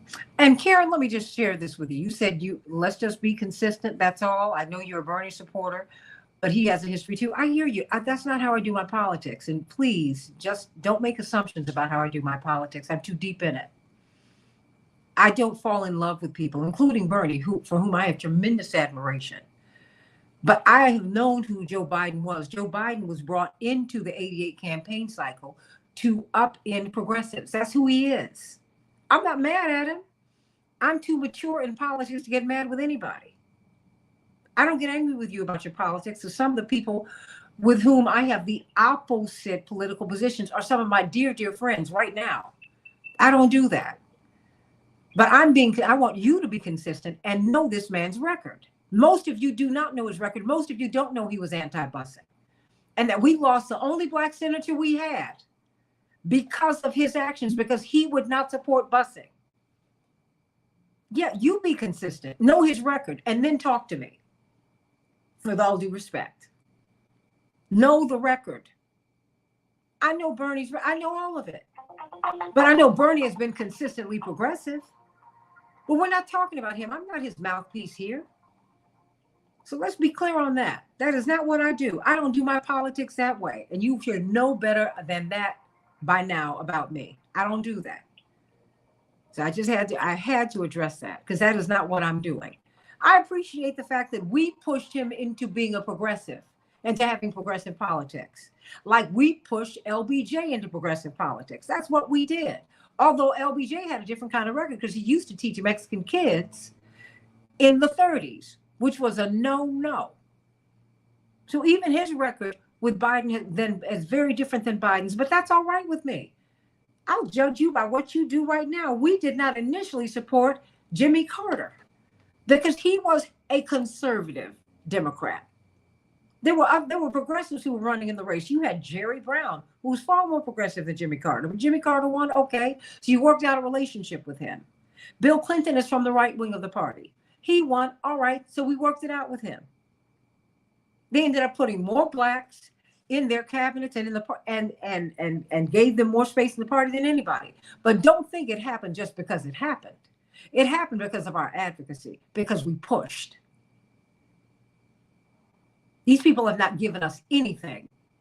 We have worked for it and we have agitated for it. That is what Frederick Douglass told us to do. You must agitate, agitate, agitate. Ain't nobody giving you nothing in politics. Nothing. Politics does not work that way. And I don't either. Love you. All right. Do we have Dr. Wolf here? Yes, good morning. Thanks for having me. Well, I know he's like, let me cower in the corner. But don't do that, Dr. Wolf. Well, I'm going to use my fighting skills to block your shovel with my face. Oh, boy. We have Oh. about 30 seconds. We also have Chappelle on ready for the live read. Okay, we'll do that very quickly. All right. Thank you.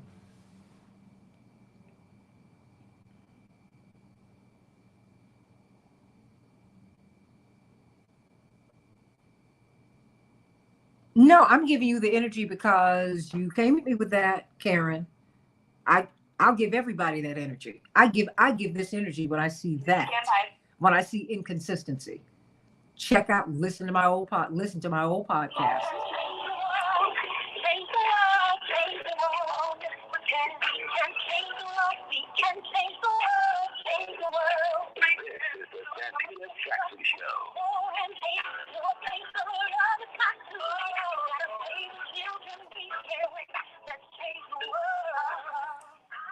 Hey everybody, welcome to the Santita Jackson Show. You know what time it is. It's time to talk about the economy. Yeah, the economy. Something that we're all dealing with. That is something that crime, really, our money is really what's number one. It's driving everything.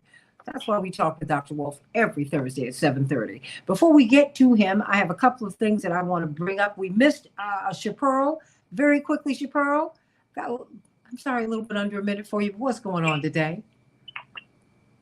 No problem, Santita. Thank you for having us. And celebrations by us, we are definitely taking your orders for your hot wings, your barbecue wings, as well as also your sliders, your meatballs, everything that you'll need for your Super Bowl party.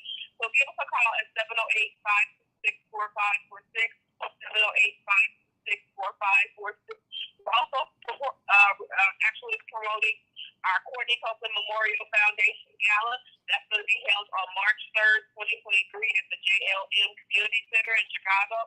So also go to CopelandMemorial.com to purchase your ticket. Thank you so much, Santita. You are very welcome. How can people find out about the gala? www.copelandmemorial.com. All right, everybody. And then I've got Mama D. Mama D, very quickly, give us your comment before we pivot over to the economy. Oh, well, howdy, greetings. The FOP don't just have a contract, they have a law in Springfield. But I wanted to say, the contiguously said that the police created situations to use deadly force. My mother used the phrase "like a rabbit." I have lost 2 brothers, a niece, cousin, and when my sister Ellen Richard became the first female TTA driver ever slain in the line of duty, on the way to the witness stand, my mother paused and said to the mother of the murderer of my sister, "You have my sympathy." And then she took the stand and she said, "My daughter did not deserve to be shot down like a rabbit." Grieving parents whose children are dying in record numbers have a different feeling. And we have to give them that space, whether it's my mother or Willie Wilson or anybody else. And to have laws that says it's okay for you to kill at somebody's house because it's mutual combat, or say the police cannot chase these criminals when they are killing people, that is absolutely wrong. But at the end of the day, hatred is the weapon of mass destruction, and we have got to deal with that. Amen to that. Mama D has spoken, and you have our prayers and our condolences. You know, these are lights in your Christmas tree that can never be relit, but you know, they are in heaven cheering you on. We just thank you, Mama D, for all of your caring and your activism, and your willingness to keep up the good fight every single day. Love you so much.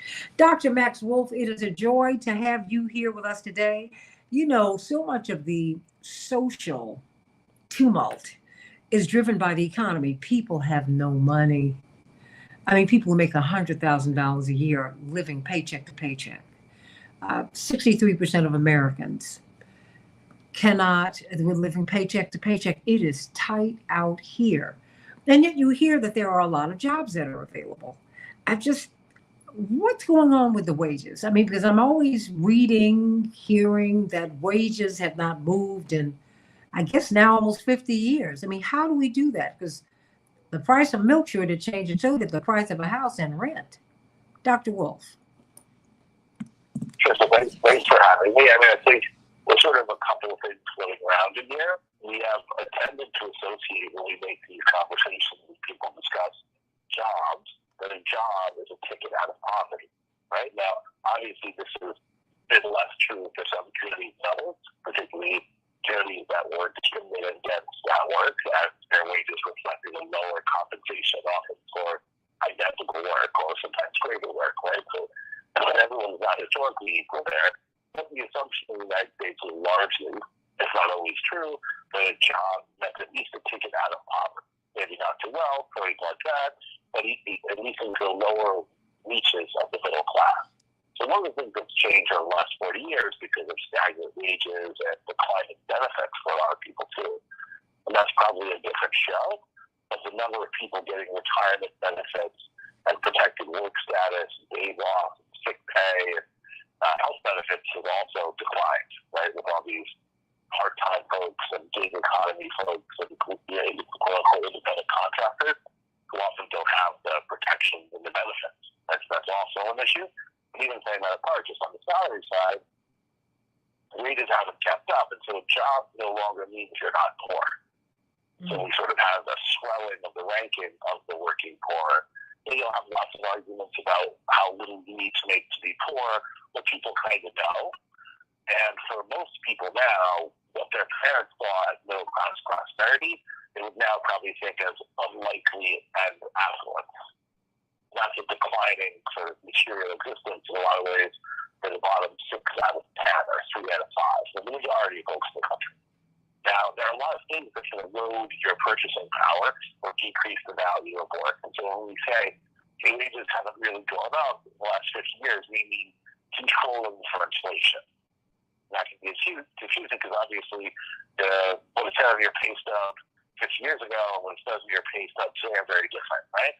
So you're making a lot more money. The question is, the way we try to figure out what you can buy is what you get with that money, right?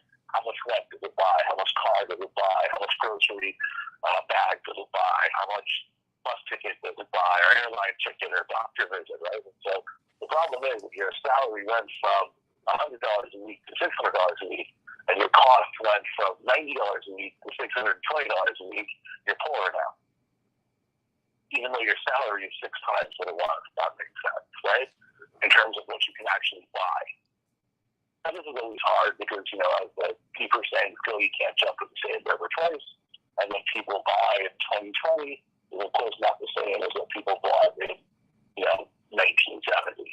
It's pretty different. So over time, what we purchase shift, we kind of have a basic idea of the big things, like food, shelter, medicine, transportation, and we try to back into it from that. So yes, you have all kinds of things today that even very wealthy people didn't have 20 years ago, but you also don't have things today that even very poor people had 40, 50 years ago. Well, I mean, but talk to us, because you just said something that struck me. We make more money now, but we're poorer now. Explain that. Because that's certainly what it feels like. People who work in the city cannot afford to rent in the city, let alone buy a home in the city. And your money just doesn't go as far. When you go to the grocery store, I don't know about you, but I'm shocked. I'm like, I haven't even gotten to the meat and the fish yet. This is a whole, what am I getting here? Talk to me. We're poorer now, even though we're making more money, and the politicians are saying, things are better than they've ever been. I'm like, no, there's a disconnect here. Talk to us, Dr. Wolf. Well, first of all, when someone tells you things are better, it's always interesting to ask for who. And that's not insult, it just means for who, right? So some people are always better off, and averages can feel a lot of difference, right? So there are in the country where people are meaningfully better off, right? So it's not really small, it's just the average person is not better off, right? So the average person isn't able to buy more of what we think she or he wants with their paychecks than they used to be. That's kind of what that means. And the last thing is people do get focused, by the media, by powers that be, on the price of things, and that does matter, but the price of things only matters in relationship to your salary. The same way your salary only matters in relationship to the price of things. So a little game that sometimes people know because it's their experience with them, they go to a lot of resorts on a cruise or something. Sometimes they'll make you a fake currency, and you'll get on there and they'll give you a whole bunch of beads or points, and for a few minutes you'll feel rich until you realize you can't buy anything with 300 points, right?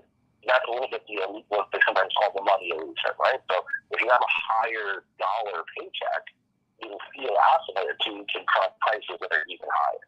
And what this means in the real world is, looking back on the last 12 months, I'm going to get an update just less than 24 hours from now from the Department of Labor Statistics, which will tell us about the economy in January, starting tomorrow, one day from now.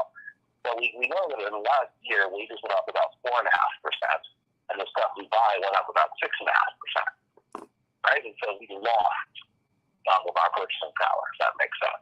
So yeah, your stuff at the end of the week or the end of the month says that you made a bit more. That's probably about 4.5% more, again, that's the national average.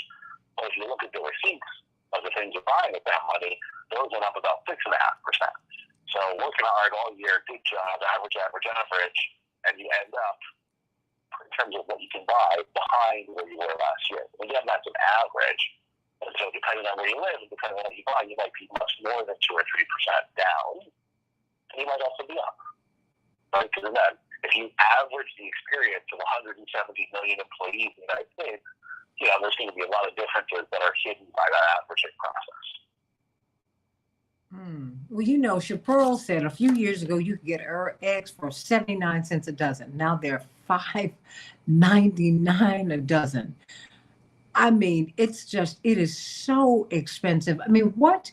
And then you hear about the Federal Reserve. Even that's not equal, right? Yeah, talk to me. I live in Brooklyn, so I live in a fairly expensive place. Not all Brooklyn expensive, but I guess I live in a pretty nice part of Brooklyn, depending on who you ask. But reasonable.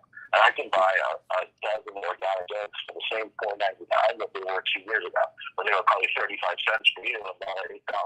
So these differences are also regional and have to do with the case of the eggs. I think it has a lot to do with the bird flu outbreaks. Okay, no, we're having some trouble understanding you right now. It just sounds a little muddied. I don't know. Are you on an earpiece? Okay. Yeah. Okay, if you don't mind, if you could go directly to the phone, that would be great. Sure. Okay, great. But you were saying that, okay, you are, because yes, there are some affluent, it seems that places where you live in an affluent part of Brooklyn, it costs more to be poor. Let's just break it down. Right? Because, when you go to poor areas, you pay more for poorer quality stuff. Starting with food. Yeah, or you have to travel at large cost outside of your area because food desperate is common too. And so you have to spend a bunch of money to travel to another place and pay the higher cost of a more affluent neighborhood in order to travel a longer distance to get your food. Right? It's very visible in where I live, because I live near a transit hub in Brooklyn. And so you can see people coming in from all over Brooklyn, and obviously some parts of Brooklyn are much more affluent than others. I want you to call us at 773-763-9278. What do you think about this, and how are you making it? That's what it comes down to. And I'm wondering, why is it we have so, they're saying that there are more jobs available and fewer takers. What is behind that? What is it? Because everything's more expensive. People are struggling out here. You cannot afford. Most Americans can't pull together $1,000 for an emergency in any given month. Really, my brother, former Congressman Jesse Jackson Jr., put it this way: we are the best dressed poor people on earth. Americans are like right on the edge. Right. We're right on the edge. And that's a very uncomfortable feeling, Dr. Wolf, because you say have 6 months that you have an abeyance for rent. Just have that saved up. People can't do that. Unfortunately, it's just your margins are too tight. Your margins are just tight. Even if you look at the sort of sensitivity measures we use for how fragile people are, a lot of people are one large medical bill or one major auto breakdown away from the edge of destitution, right? And the reason that causes a lot of concern is because it is a matter of time for most people before their car needs a substantial repair or before they encounter some kind of medical or dental bill that's not trivial, just given how much that stuff costs, right? And so we know that's an issue. By the way, the other issue we've been watching is credit card debt has really shot up in the last year, and the interest rates have gone up too, which means people owe more money, and they're paying more interest on it, and the job market is softening at the same time. So historically, when you've seen those three things come together, more credit card debt, a softer job market, and higher interest rates, higher costs of having that credit card debt doesn't always bode super well. It just increases the fragility for people who are a little more affluent and who are leaning on credit cards as opposed to other ways of funding their life.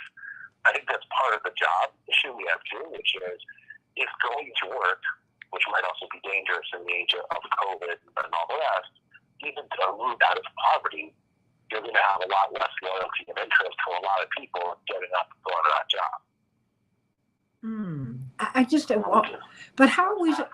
But But how are we supposed to make it?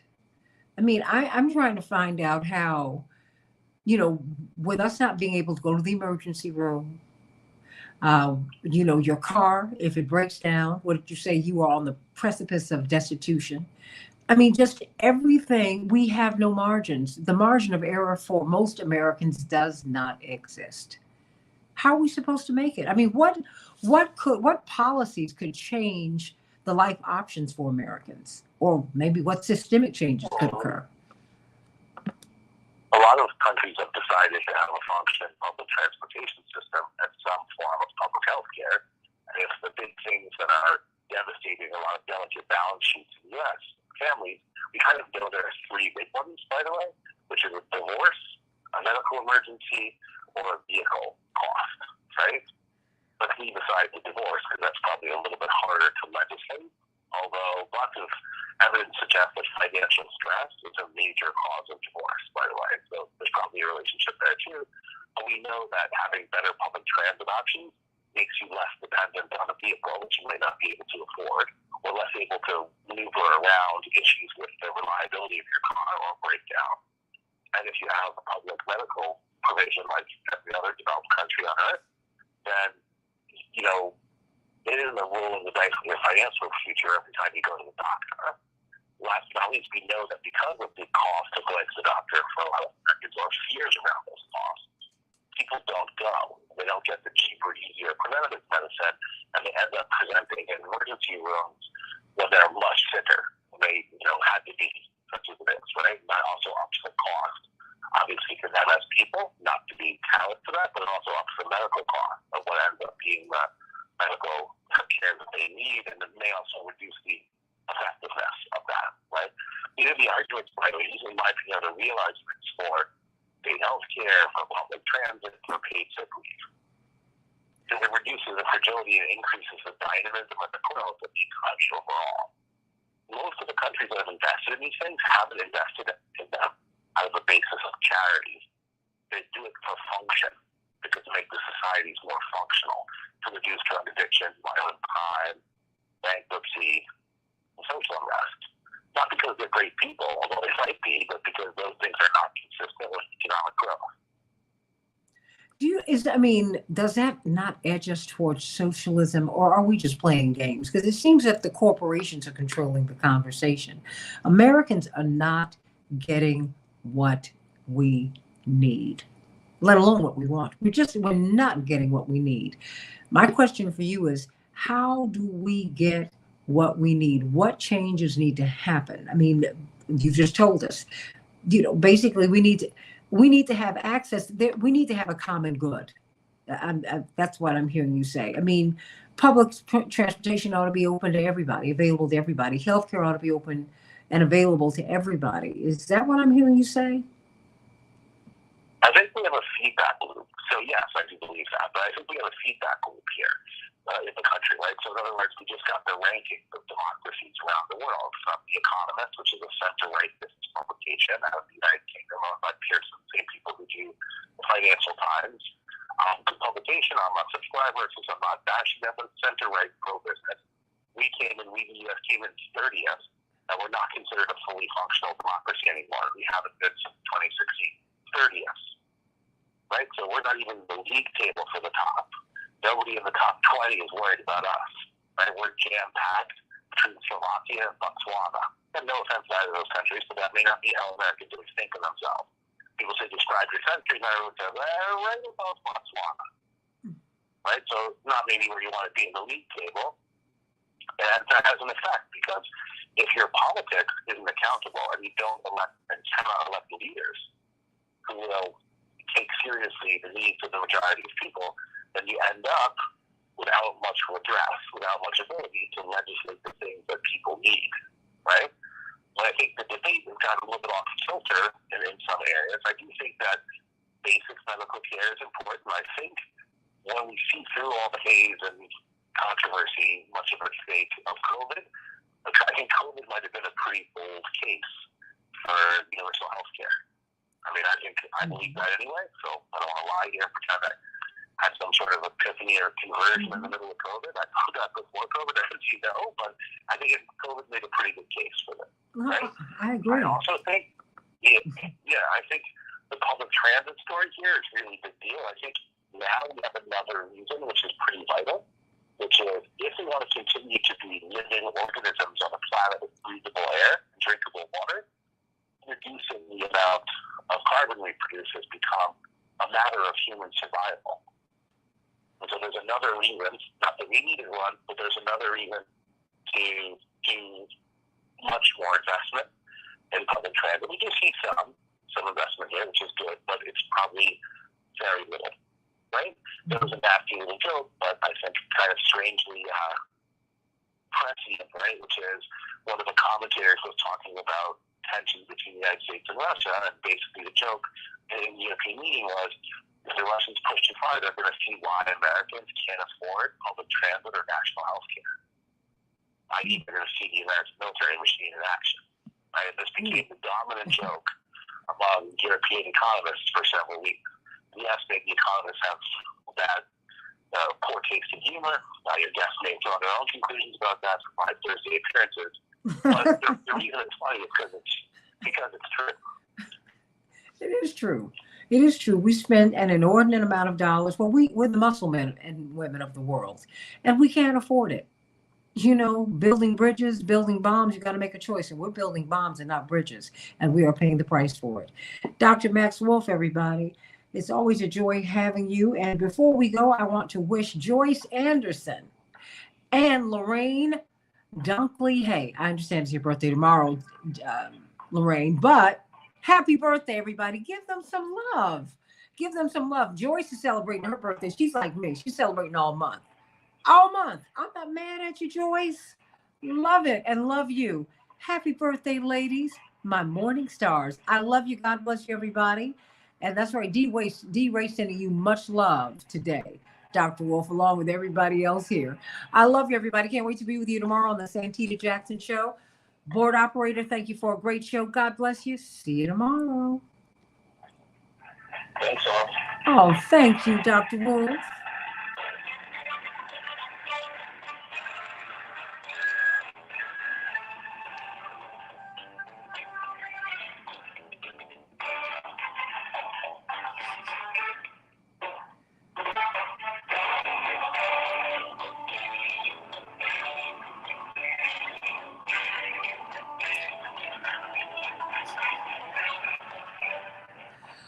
I love you all.